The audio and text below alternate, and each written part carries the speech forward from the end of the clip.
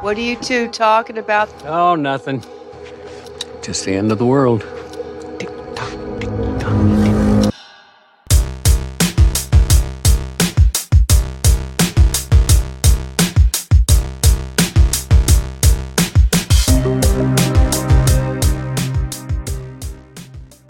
Welcome back to Who Pods the Watchmen, an HBO Watchmen companion podcast. But the HBO show hasn't aired yet, so what are we doing? We are talking about the comic. We are talking about Chapter 3, or Issue 3, or however you want to term it. Whatever. Of the 12-issue original comic book series. Tome. I think we've been calling it a tome. The Great Tome by Alan Moore. This puts us at 1/4 of the way through. Good God. There's 12, right? There's 12 issues. Yeah. Nobody... You didn't read this thing like issue by issue, right? You read the graphic novel. Yeah, I've been the first time. Yeah. Can you imagine waiting week after week for this? I can't. If anyone who's listening was around in 85 when this was published, let us know what that experience was like getting it issue by issue, because those people are out there, right? Yeah, there's got to be old people out there in the world still, I think. Well, I mean, if they were into this, maybe they killed themselves by now. I was 3 years old when this came out, so... Yeah. I mean, I was not the most literate. My name's Mike Moody. And I'm Grant Davis. And we are pouring through the Watchmen tome before the HBO Watchmen series drops. In the fall, some TBD. We don't know. No premiere date yet.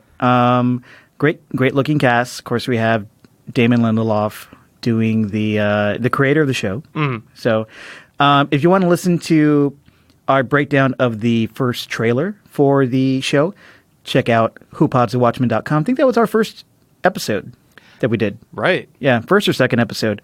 But now we're going through the comics. Oh, let people know how they can support us. Oh, patreon.com/whopodsthewatchmen. Please go over there and kick us $1 or $2 per episode. We don't put them out that often anyway, so you're not going to be losing out on too much money. But your money is going to support a podcast that hopefully you love. So that's a good thing. Occasionally we put up little bonus, or we're going to put up some little bonus episodes that you will have exclusive access to. But that's not why you do it. You do it because you want to support the show. And you love us. And we appreciate you guys so much. Patreon.com/whopodsthewatchmen. And do we have social accounts anymore? I've been messing around with our social media accounts, and there's some rules apparently to Twitter and Instagram of proper etiquette, and I might have futzed with it a little. You can't post DPs to Insta anymore. I tried, and they flagged me. No. They do throttle how many people you can follow or certain you just want to follow actions. Everybody. Yeah, I'm just so happy. I'm like a golden retriever out there. So my mistake, but we still have those up there. Please follow us, and we appreciate getting feedback and being able to engage with you guys over there. And maybe we'll follow you back if we ever get that power restored. Hey, you know what? I did have a question before we dive right into this. Oh no. So Lindelof wrote a glowing letter. At some point maybe we should even go over his letter that he wrote. Yeah, but it was basically a letter both to Alan Moore and to us, the audience, about what his goal is for the show and how he wants to do a loving tribute to the Watchmen. He didn't want to adapt this directly, but he wanted to make something that exists in the world of the Watchmen, and he wants to, as tough of a goal as this is, pay tribute to Alan Moore in a way that hopefully Alan Moore would appreciate. Even though Alan Moore will never watch this TV show. He won't, because he hates everything that anyone ever does to try and adapt his stuff. He's a bitter old hairy man. Mm-hmm. But, he's going to make the effort. And what I was wondering is there's been a couple other comics that have come out after the fact. Do you think those are... Watchmen comics? Yeah. Watchmen comics. Do you think those are in any way considered canon for Lindelof and his adaptation? I was wondering about that. Those as well? I was wondering about that because there are two characters in those new comics, and I've read all of this online. I haven't dived into those comics. They're called Doomsday Clock, and there are two characters in those comics that have been cast for the show. See, that's interesting. I think one is called Mime or Mimic. It's one of them is the character played by the guy who played Ichabod Crane in Nestor. Sleepy Hollow. No, not Nestor. No. I was going to try and say the... Nestor Carbonell? Yeah. From Lost? It's not him. I mean, that would be great. I love him. No, the Tom Meissen. Tom Meissen. Tom Meissen from Sleepy Hollow. He's playing a character called either Mime or Mimic. I think it's Mime. Yeah, and something to do with a mime. And that character was in the Doomsday Clock comic, or is in the current Doomsday Clock comic, and is it he's in the show. Pirate Betty or Pirate Jenny or? I don't know if Pirate Jenny's in the comic. Do you know? No, I don't know. I think maybe he's picking up some of what he likes from the Doomsday Clock source material, but that's interesting. That's an interesting question because the Doomsday Clock, as far as DC is concerned, is canon to the original Watchmen graphic novel that we're talking about today. But is the original graphic novel that we're talking about today canon to the HBO series? The original is, I believe. Right.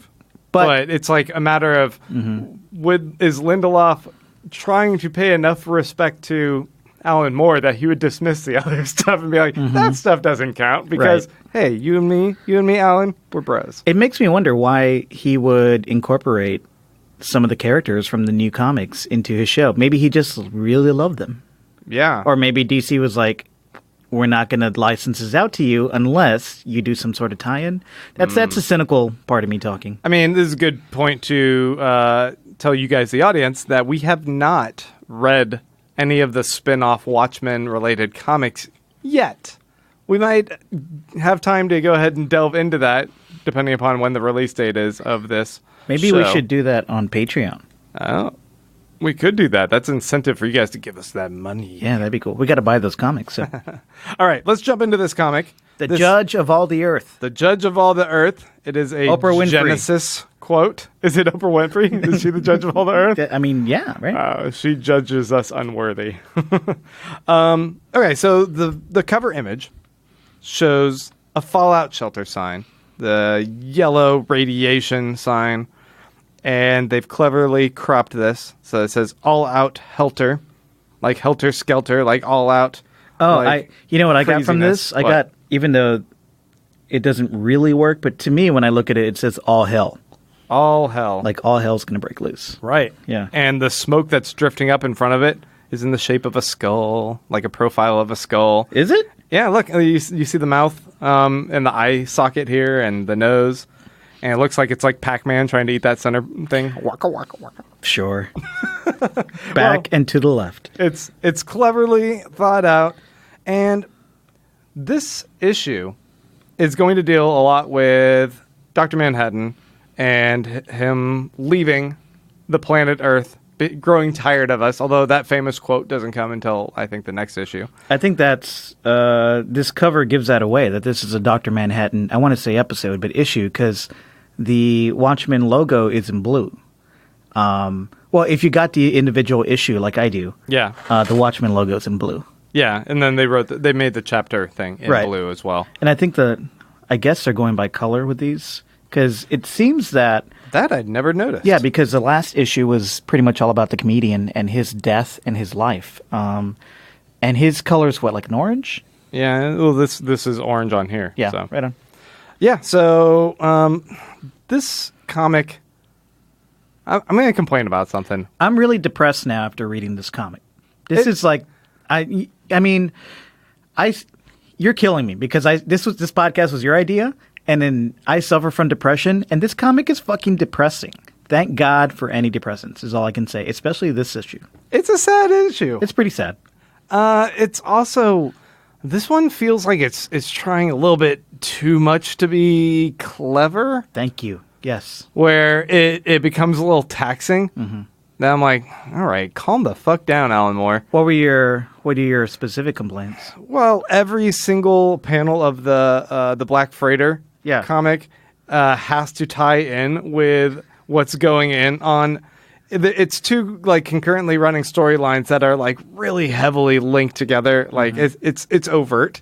It is very overt. Like I would have preferred some degree of like subtlety, so I like, maybe I could like try and read into like what he's trying to say about how this might parallel. Mm-hmm. But instead, it's like, this guy is shipwrecked and alone from everyone that he loves, and he doesn't think he'll ever get that back. And it's like, yeah, that's Dr. Manhattan. I get it. He's lost everything that he loved, and now he's this person displaced from time and space, seemingly. Right. And a lot of the parallels, it just kind of hits you over the head with it. It does. I think also in the previous issues, I felt like I was already like being hit over the head with the theme or the idea that Dr. Manhattan is becoming more disillusioned with Earth Right. and Earthlings and more dispassionate about everything. And of course, that's what this issue is all about. So by the time I got to this issue, they just hit that over the head so very much. And I understand that's the main story in this issue, but I don't know. This wasn't my favorite issue.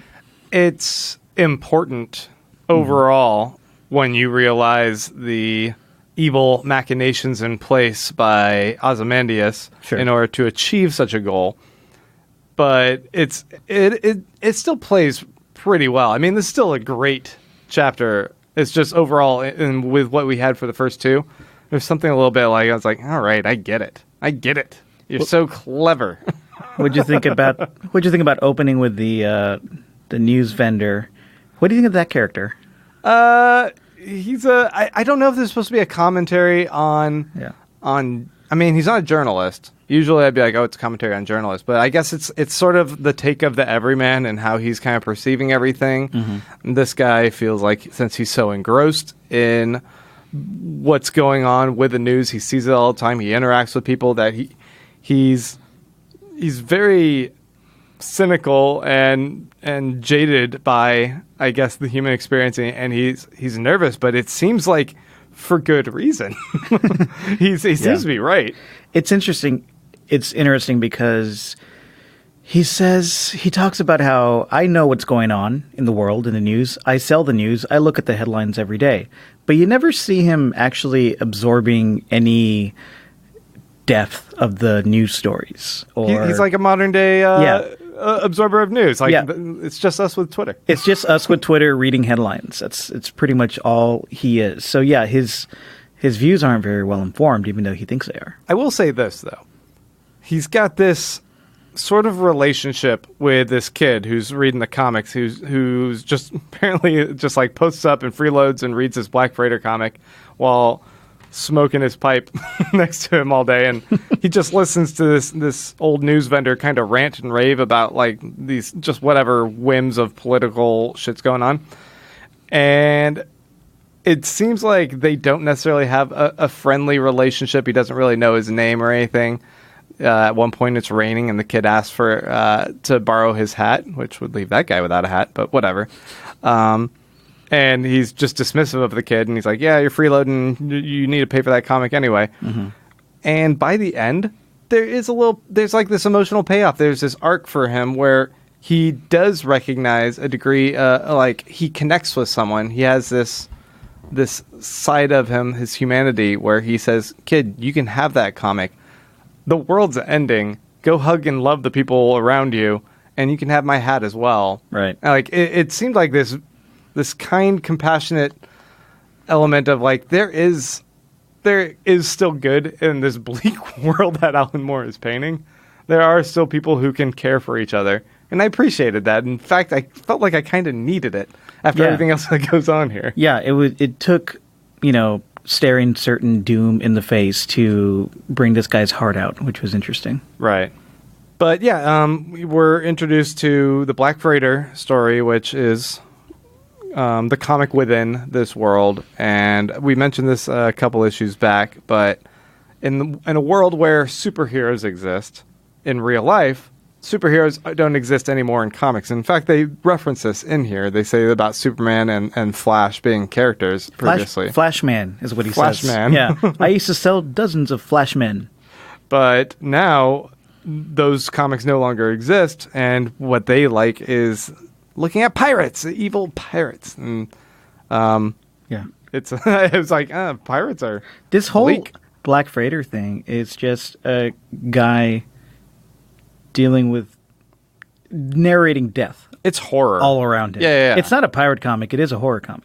Yeah, and so having him, like, his interaction all of a sudden with this guy, Walter Kovacs. I don't know if you guys are familiar with this character. I think he thinks the end is nigh. He comes up holding a sign that says the end is nigh, and he's always doing this, apparently. But this time, Rorschach is correct.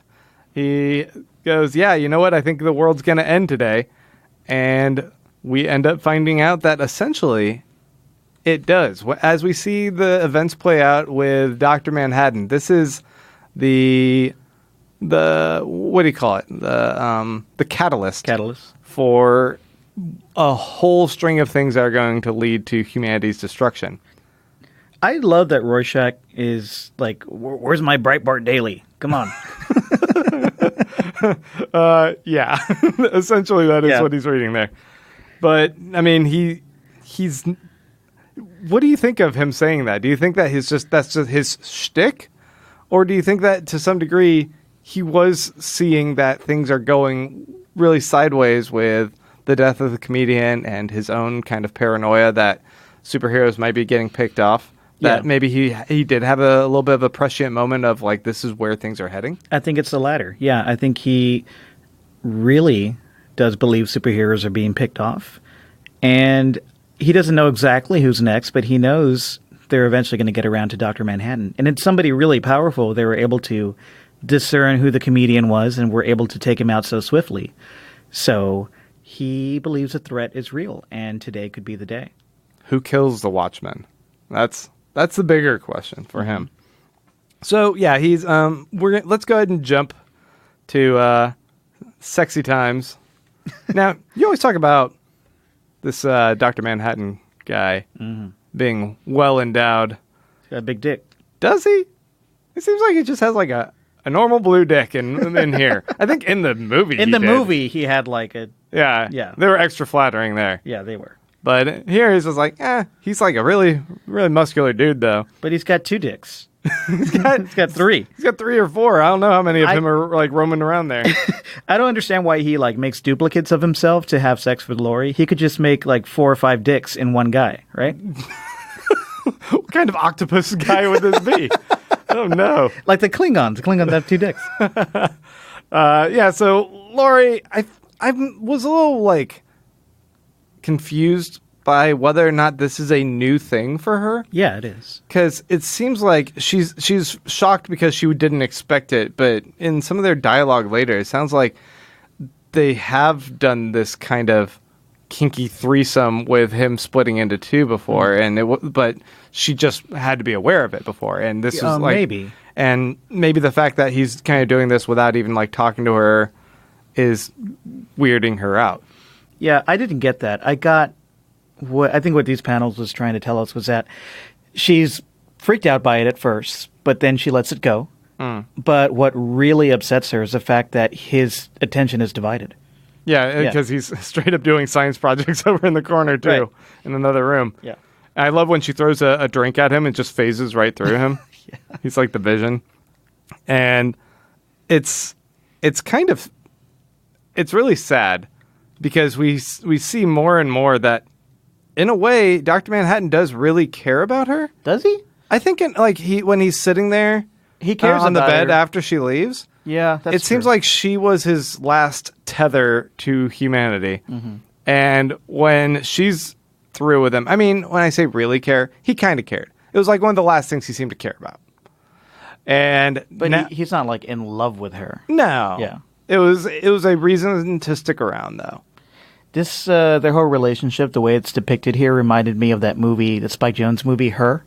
Right. Have you seen that? Where, spoilers for Her, but when Joaquin Phoenix, towards the end, finds out that his lover, who is a computer program, has like hundreds of other lovers that she talks with simultaneously while she's talking to him, and he just can't deal with that and can't handle that because she has the capacity to do something like that. Right. And he can't. That is a similar situation that's going on here. You can't.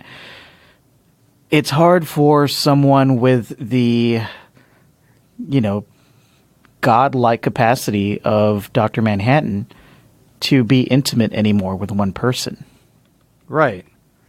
They also show these subtle little elements of how insanely powerful he is. Like she throws the cup through him, it phases through him. He looks back at it while one of him is still talking. The other of him just goes and reassembles the whole thing he can make and unmake things in time. Like he's a walking god.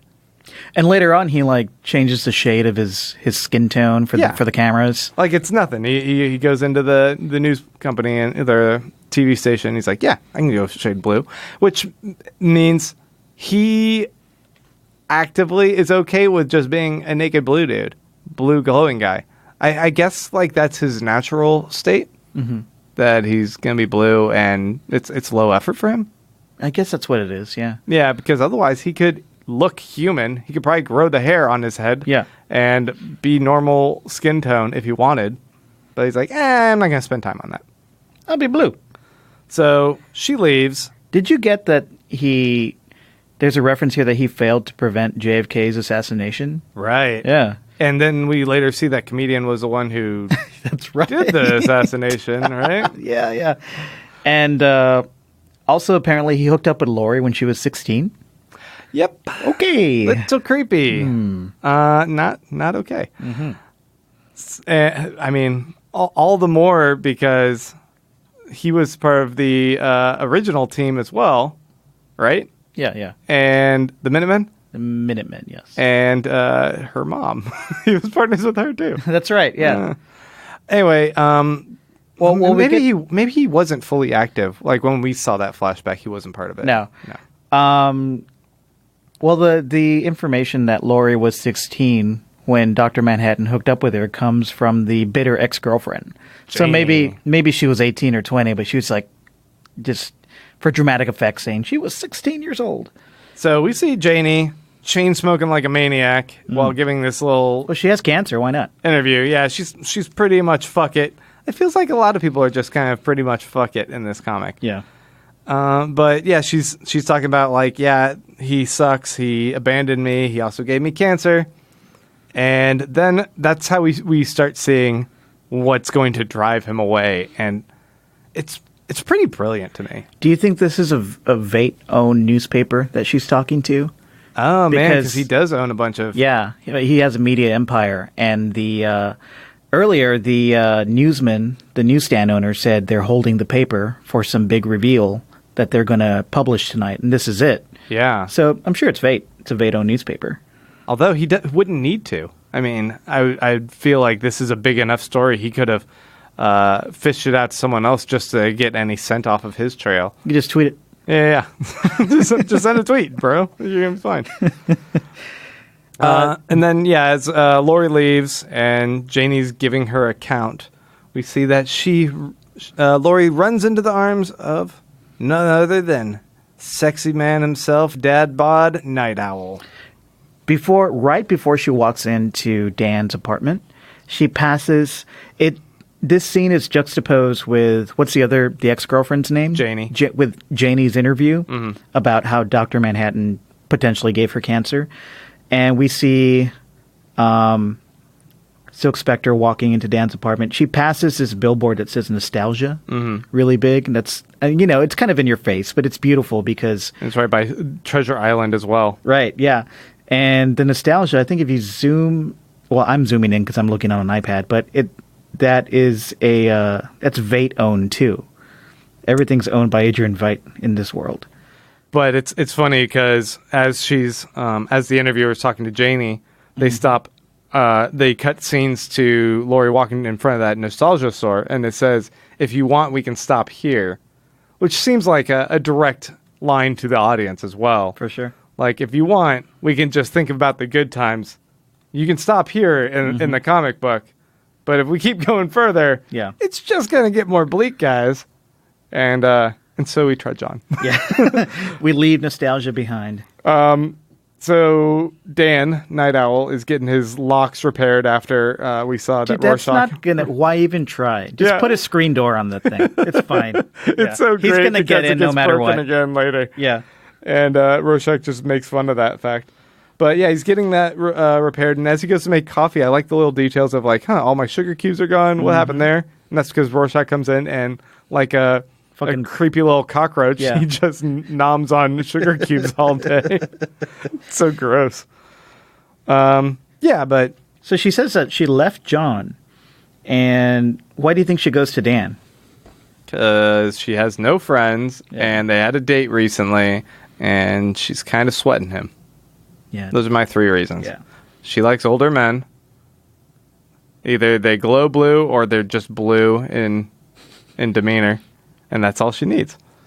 And yeah, so she goes and rushes into his arms, and he's comforting her, and he's like, "Hey, you can go walk with me over to Old Man Hollis's." And she's like, "I'll walk on the way. I'm going to go get a hotel and have some me time." And okay, here's the part I really didn't like. So they're talking about the relationship between her and Manhattan. Yeah.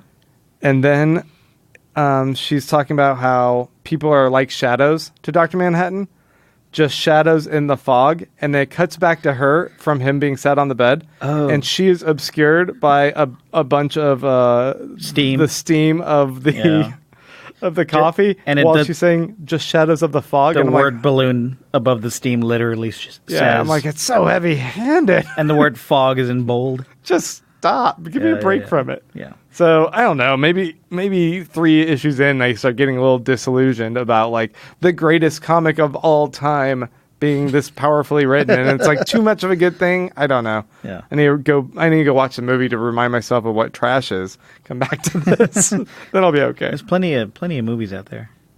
But we see Manhattan like sitting on the bed. What do you make of that?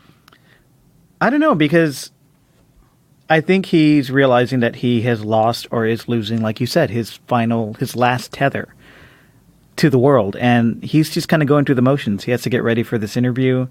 And I love these panels with him sitting on the bed. And while he's distracted in his own thoughts, his clothes fly out of the closet, It's very Cinderella or something, with a mice coming to dress him. But yeah, he just needs some like little bluebirds like doing his hair. it's just, he's a true Disney princess. So when we pick back up, now we're going to move on to him doing his interview. And, I guess it's still juxtaposed with Laurie and Dan going for a walk, and they're going to have the run-in with the Top Knot Squad. Top Knot Gang. Oh, yeah. Oh, is that what they're called? The Top Knot Gang, yeah. And he is... I love the details of him zapping into the news station, and everyone's sick. Everybody, yeah. Everyone's like vomiting and like, what the fuck? We didn't sign on for this. This guy's a monster. It's making us all ill. And it's cool that he just like casually drops his blue another shade. But he could totally look like anything else. So we don't have time for makeup. Okay. Dark blue, okay. Yeah, he builds pink crystal castles on Mars. I feel like he could. It's his brand. He's branding. Yeah, it is branding.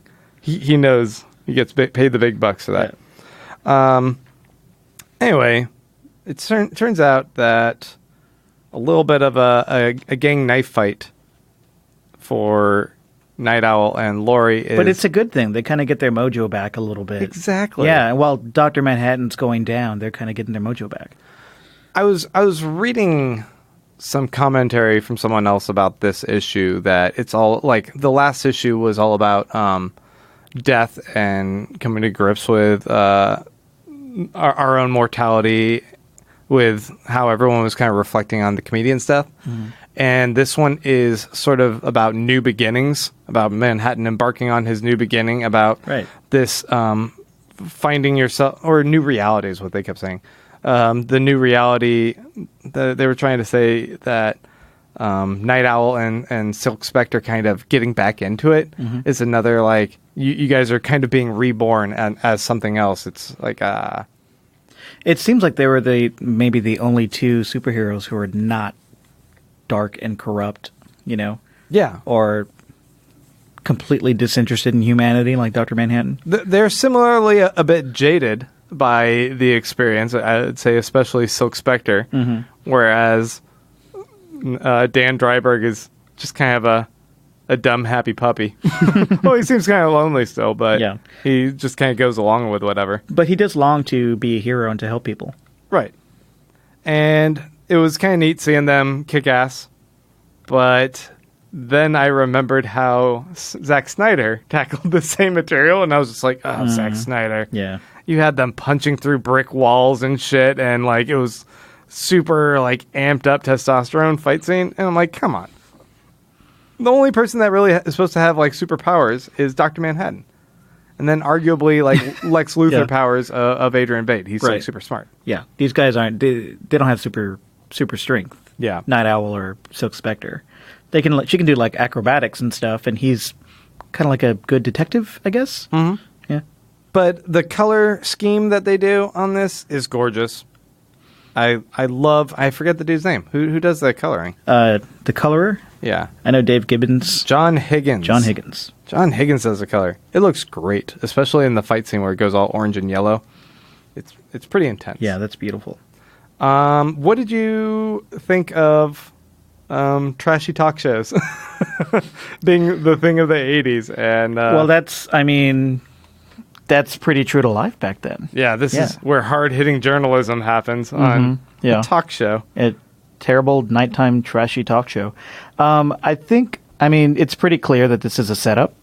Yeah. From the beginning to the reader. Throws it right to the audience for a question. Yeah, exactly. And then it spirals pretty far out of control pretty quickly. I did like the device, though. The device that this is such a public forum that this is happening, in which this is happening. Yeah, so he's immediately put on the spot in a way that, like, the only thing he can do to get away is to blast either himself out of there or everyone else away. He chooses to blast everyone else away when he could just, like, peace out back to his hotel room. And make them all puke. I wonder if they're puking elsewhere since he just did that. Yeah. That was so... I thought that was odd. Wouldn't it take more power to blast everyone else away? I think it was another way for Moore and Gibbons to just show the sheer power that he has. It's not that he can just like do one or two people here or there, or he can like replicate himself in a room. He can zap entire rooms of people just gone. Right. And also his complete indifference to people. Right. Right. He just... No. Yeah, they're trivial beings that were just annoying gnats. Exactly. But you do see him actually get like a heightened emotion where he screams, "I said leave me alone!" And his power is terrifying. Leave me alone. Yeah. It's a great scene from a guy that we've seen just kind of going through the motions and showing no sign of emotion at all. And this might be the last straw, the last real emotional outburst he has in him. And this is juxtaposed with once again the post-fight adrenaline rush that Dan and Laurie seem to be going through. They are acting like they just had sex.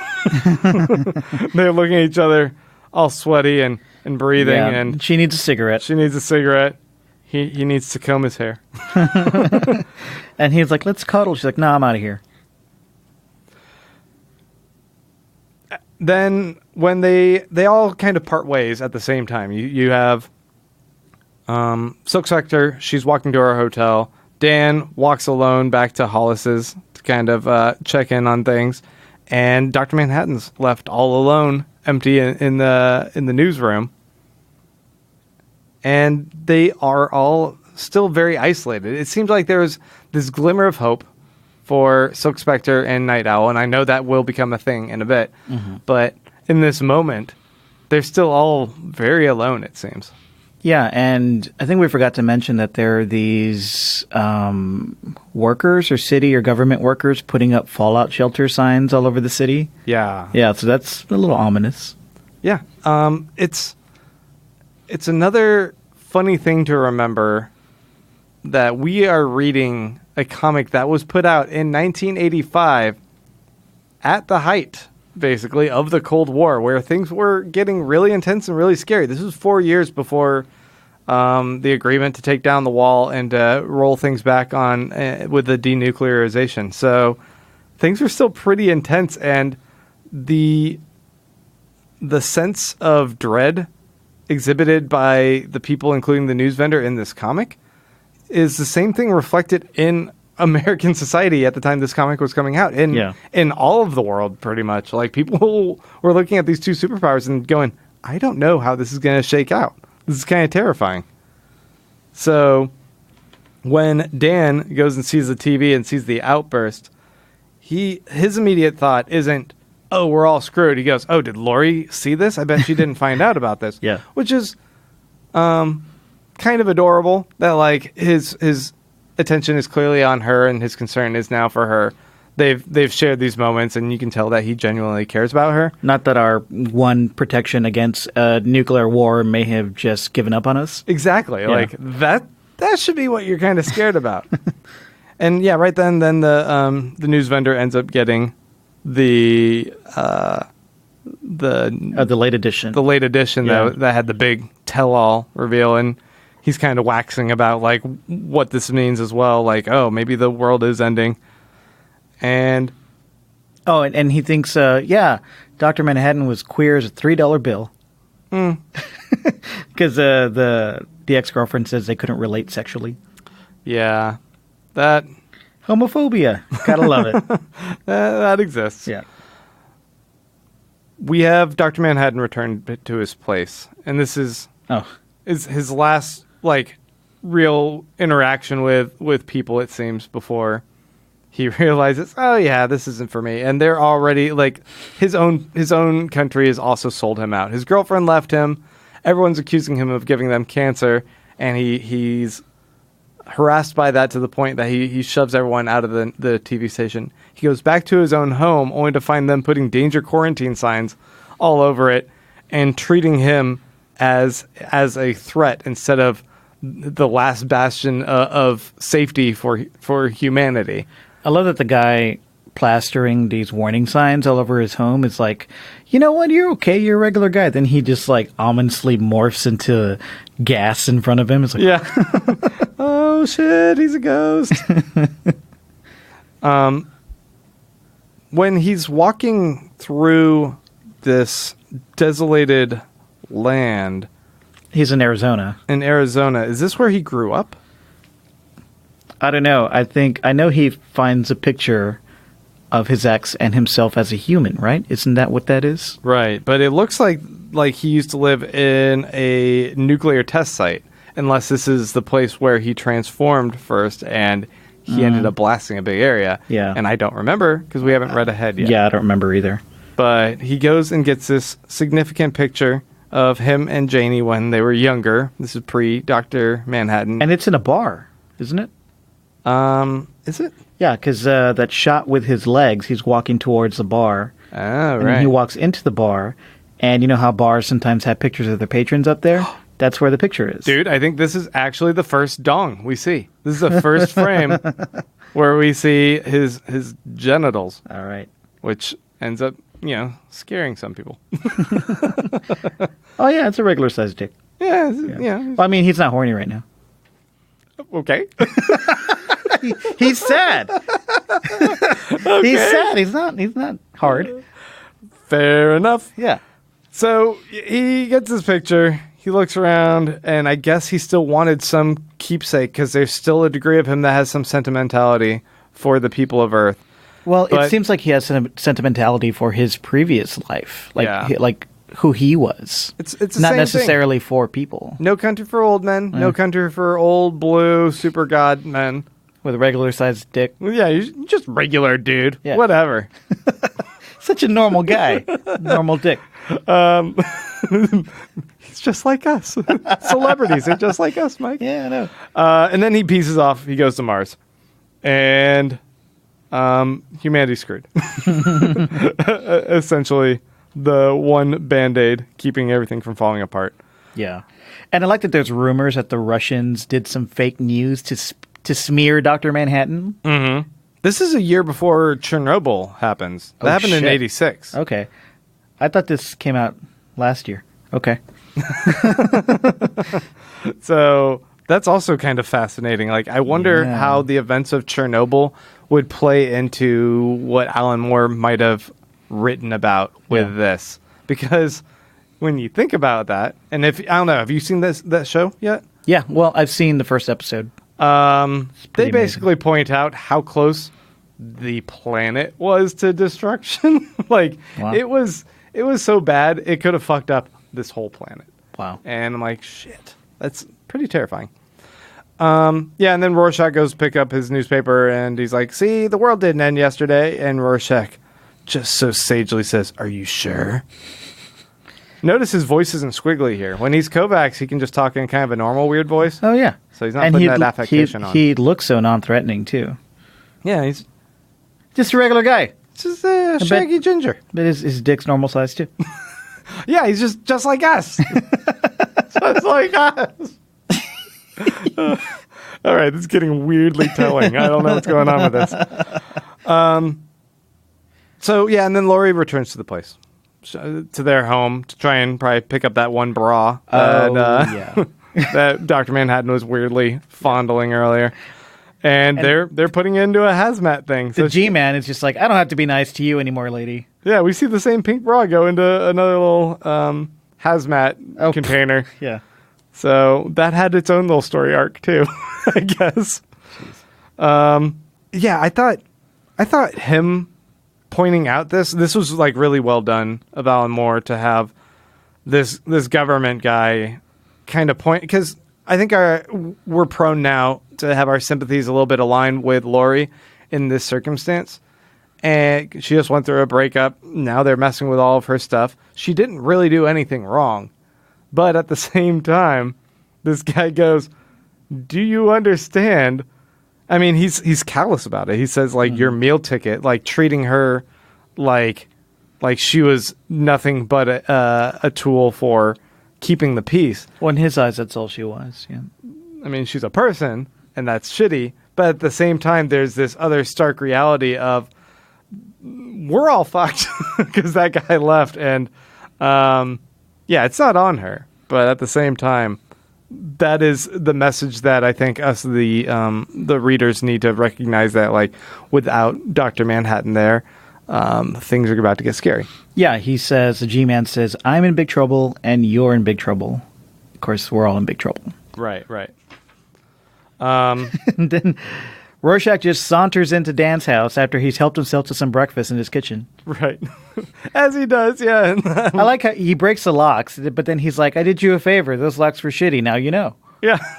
Get better locks. They have a kind of funny relationship that there's parts of Rorschach that I'm like, I kind of like him at times. Mm-hmm. And then, like, he'll say something awful and be like, oh, yeah, but you're not a good dude. You're a bad dude. Yeah. But he's kind of funny. He's still is just, he's got a little bit of a swagger, Mike. You don't think? It's all right. I like his outfit. And he's nomming down some more sugar cubes, I think. Nom. Well, he ate a bunch of, like, he ate cereal and everything. Yeah. I mean, he points out to Dan the same thing that we already know. Like, Dr. Manhattan left. This isn't going to be good. Things are... That's two people down already. So watch your back. And I guess the fact that he still goes up to Dan about this means that he trusts Dan. Mm-hmm. Like, they were partners. Yeah. Dan does seem like the most trustworthy of the supers. Right. Yeah. Him and Laurie probably aren't the big masterminds picking off people. No. But it takes him a little bit too long to really piece together who is the big mastermind. True. And yeah, and then I already mentioned we had that heartwarming moment where the news vendor's scared, but he offers the kid the comic and his hat. And I feel like this is Alan Moore trying to say, you know what, in these scary times, at least comics have your back. Yeah, I think so. He's just trying to sell himself. I like, well, I mean, it's pretty heavy-handed, like you said. The Black Freighter comic ends with, there's a big threat coming, and right. See you next time. And this is some of the most iconic imagery, I think, of all comics.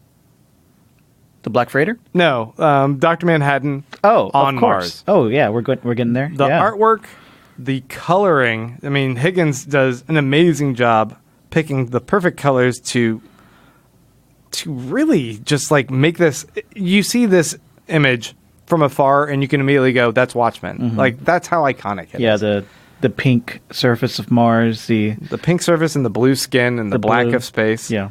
it just, it looks so gorgeous. And I love it every time I come to this little section. I'd forgotten it was juxtaposed with the Situation Room scene. Right. That it's all yellow and fucking frightening. Yeah, and they're like, well, there doesn't seem to be any good way about going about this. And we have fucking Nixon sitting there going... He doesn't want to make the call. Oh, why do I have to be the one? Maybe because you keep running for office, you crooked fuck. Oh, I'll think about this a little later. There's no good way to shake this out. Get rid of all your nukes. That'd be a better way to deal with it. Yeah. Yeah, so that's pretty much where we leave off. Like, Dr. Manhattan's peaced off from the planet. He's hanging out on Mars. He's got that derpy shot that's basically become a meme of him sitting on the rock, kind of staring at us, the audience, like, well, now what? What do I do now? And then Alan Moore decides to end this with a quote from Genesis, Right. Shall not the judge of all the earth do right? Right. Which there seems to be elements in this issue, as well as running through the comic, of Alan Moore talking about the idea of an ambivalent God and how he feels like, oh, you have all this power and yet you see all this suffering. If Dr. Manhattan is essentially a proxy for God in this comic here, Yeah, which he is. He's acting in a similarly dispassionate way to the horrors of society that I think Alan Moore is trying to point out. That, or at least from his perspective, this is how he feels about the whole thing. Right. And yeah, and eventually everything, I guess, about us humans seems so trivial that why bother? Time is just a construct. It's a flat circle, bro. It's a flat circle, bro. Yeah, I do like this last shot, even though it's become a meme, of Dr. Manhattan sitting there with that derpy look on his face in Mars. But holding his one little photo. Yeah, holding his one photo. But I think, and of course we see this later in the comic, but I think he just wanted to go somewhere where he could create his own world, and that's exactly what he starts to do. Yeah. It's just like Frozen, when Elsa goes and she makes her own ice castle. I don't have children. I've never seen the Frozen. Well, let me just say, it is literally the exact same thing. Oh, okay. No. Yeah. Is Dixon there too? It's weird. Okay. It's a weird movie. Yeah. They made some choices in that Disney movie. Got it. Shall not the judge of all the earth do right? You know that... And where are we left with this? Where are we left in this world? There's no one who, I mean, there's Rorschach who's like on this vigilante crusade. Yeah. There's Dan Dreiberg who's like washed out and like doesn't seem to know to pull his shit together and try and like investigate this too, because there's serious shit going down. Mm-hmm. Well, that final Bible quote is, it's an allusion to faith. Yeah. Right? Right. So what do you make of that? Are we supposed to leave here with a little bit of faith that Dr. Manhattan will come back? Because all throughout, I'm just sensing such heavy cynicism throughout this. Right. I don't think that's what we're supposed to take away. I think it can work both ways, because this was the third issue. You don't know where the story is going to shake out. Mm-hmm. We now have hindsight and know mm-hmm. he ain't. Yeah. He ain't coming to help anyone. But... yeah, he's sitting there, and I guess the idea is, like, will he come back and eventually save us? This is, like, the only guy who can. But I think it's also Alan Moore being able to hang his atheist flag to a degree and say he doesn't think that there will be someone who does something right to save humanity. I think he sees a lot of the bleakness, and he puts it out on the pages here. And... he was writing this in 1985 when things didn't look great. Yeah. Not that things are wonderful now, but in a different way. Do you think we're going to get the same kind of cynicism, bleakness tone to the HBO show? That's what's interesting, I think. It's going to be hard to hang with that show for several seasons if that's the mood. Lindelof loves to deal with faith. Loves to deal with religion and how that plays into storylines. He's not afraid of it at all. And we already see that one of the lead characters, Regina King's character, she's part of her outfit is that she carries a rosary in her pocket. Right. So there seems to be some sort of spiritual thing going on there. There does seem to be there's obviously the Rorschach worshipping cult. There's I think there's going to be a big contingent of people that are worshipping Dr. Manhattan as their new sort of god. Seems like it, yeah. And that is this sort of deistic, there's a god that exists but is apathetic to our plight kind of thing. And that's completely in Lindelof's wheelhouse, and he's going to want to do that. That's what he did with Leftovers. He loved to have all these different faiths, like, joining together, because a lot like the of guy who would just walk into public places and slaughter the goat. Right. Yeah. Well, Lindelof loves a lot of the iconography, I think, but he also seems to be a big believer in all religions are in a way similar and trying to do the same thing. And I think he, like the church at the end of Lost, was everything. Yeah. It's all faiths have the same idea, and even non-faith. There's this thing that binds us, and I think that's sort of something that he likes to play with and echo. And I think a lot of other people don't, and they're afraid of it. I know that you are more spiritual, and I'm less so, and his work seems to resonate for both of us, so I think he does it pretty well. I think so too. Yeah. That's chapter 3. Okay, moving on. on to 4. All right. Next time. Let's go. Let's just dive right in. I haven't read 4 yet. Me neither. So find us at whopodsawatchmen.com. Leave us some reviews on Apple Podcasts. We would love to get those 5-star reviews. And hit us up on Twitter if you have any ideas for, I guess, interim content between now and when the show premieres.